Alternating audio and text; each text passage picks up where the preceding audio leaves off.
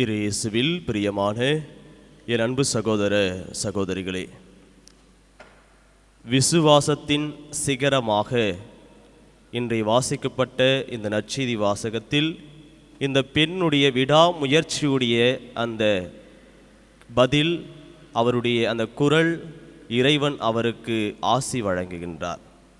அன்புக்குரிய சகோதர சகோதரிகளே, இதோ இந்த வாசகத்தில் நாம் வாசிக்க கேட்டதனுடைய அடிப்படையில் இயேசு பல்வேறு புதுமைகளை தன்னுடைய மக்களிடம் செய்தார். அவரை பல்வேறு மக்கள்கள் நெருக்கிக் கொண்டும் அவரை தேடிக்கொண்டும் வந்தார்கள். ஆனால் இங்கு இந்த பெண்ணை பற்றி இங்கு நற்செய்தியாளர் மார்க் நற்செய்தியாளர் ஆழமான ஒரு பெண் என்று சொல்லி ஒரு கிரேக்க பெண்ணாக, அதாவது இவர் சிரியா வெனிசுவா பகுதியை இனத்தை சார்ந்த என்ற பெண்ணை இவரை குறிப்பிடுகின்றார்.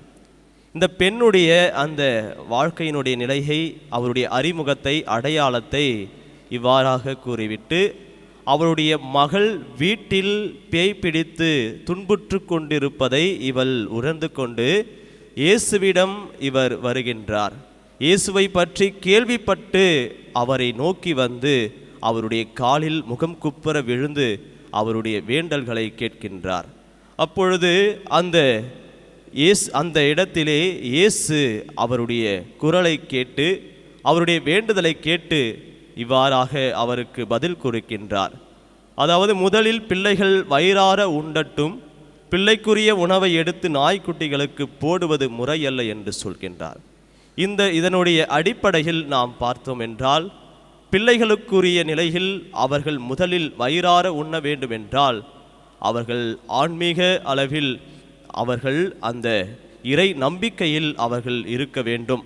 பல்வேறு நிலைகளில் தாக்கப்படுகின்ற தீய சக்திகள் இந்த உலகத்தில் நெருக்கப்படுகின்ற இப்படிப்பட்ட சூழ்நிலையில் ஆன்மீகத்தில் அவர்கள் வயிறார உண்ணட்டும் என்று சொல்லி, அவர்கள் இறைவன் மீது ஆழமான நம்பிக்கை கொள்கின்ற பொழுது எந்த தீய சக்திகளோ, அவரை எதிர்க்கின்ற எந்த சவால்களோ அவர்களை நெருங்காது என்ற நிலையில் அவர்கள் முதலில் பசி ஆறட்டும், அவர்கள் என் வயிறார உண்ணட்டும் என்ற நிலையை இங்கு இயேசு கூறுகின்றார்.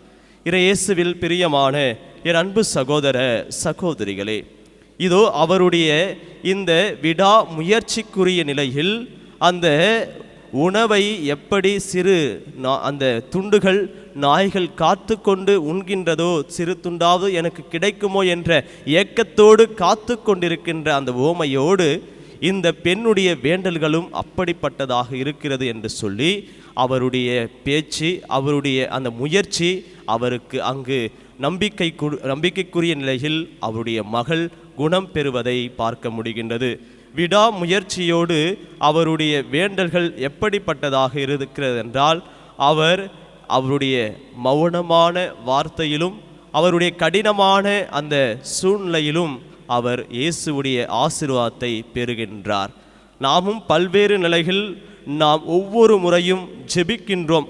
ஜெபிப்பது நமக்கு கிடைக்கவில்லை என்று அதோடு நாம் நின்று விடுகின்றோம், சலித்து விடுகின்றோம், சோர்ந்து போகின்றோம். ஆனால் தொடர்ந்து நம்முடைய ஜெபங்களை விடாமுயற்சியோடு நாம் கேட்கின்ற பொழுது, சொல்கின்ற பொழுது, வேண்டுகின்ற பொழுது இறைவன் இப்படிப்பட்ட நம்பிக்கைக்குரிய வாழ்வை நமக்கு தரக்கூடியவராக இருக்கின்றார். அதேபோல் நாம் கேட்கின்ற பொழுது தாழ்ச்சியான உள்ளத்தோடு கேட்கக்கூடியவர்களாக இருக்க வேண்டும். தாழ்ச்சியான அந்த மனநிலை கொண்டு இயேசுவினுடைய காலில் முகம் குப்புற விழுந்து அந்த வேண்டல்களை ஏறெடுக்கின்ற அந்த மகளாக நாமும் நம்முடைய தாழ்ச்சியான உள்ளத்தோடு நம்முடைய ஜெபங்களை கேட்கக்கூடியவர்களாக இருக்க வேண்டும்.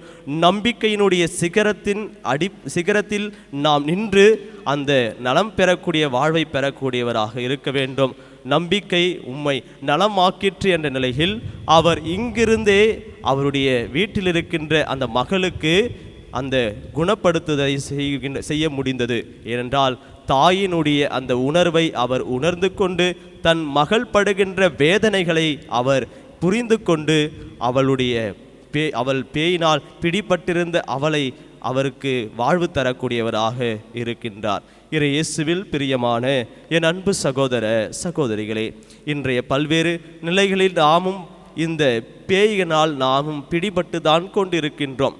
பேய்கள் என்று சொன்னால் அது இந்த உலகத்தினுடைய மாய கவர்ச்சிகளிலும் இந்த உலகத்தினுடைய போகின்ற போக்கிலும் அலட்சியமான சூழ்நிலையிலும் நம்முடைய ஆன்மீக தேடல்களிலெல்லாம் நாமும் பேய்களால் நாம் விழுந்து கிடக்கின்றோம். நாமும் ஆழமான நம்பிக்கை கொண்டு ஆண்டவர் மீது நாம் கொள்கின்ற அசைக்க முடியாத நம்பிக்கை வைக்கின்ற பொழுது நாமும் அந்த நம்பிக்கையில் நலம் பெற்றவர்களாக ஒவ்வொரு நாளும் வாழ்கின்றோம் என்பதை உணர்ந்து தெய்வீக திருப்பலியில் தொடர்ந்து மன்றாடுவோம். நல்லாய நேசு என்றென்றும் வாழ்த்த பெறுவாராக. ஆமேன்.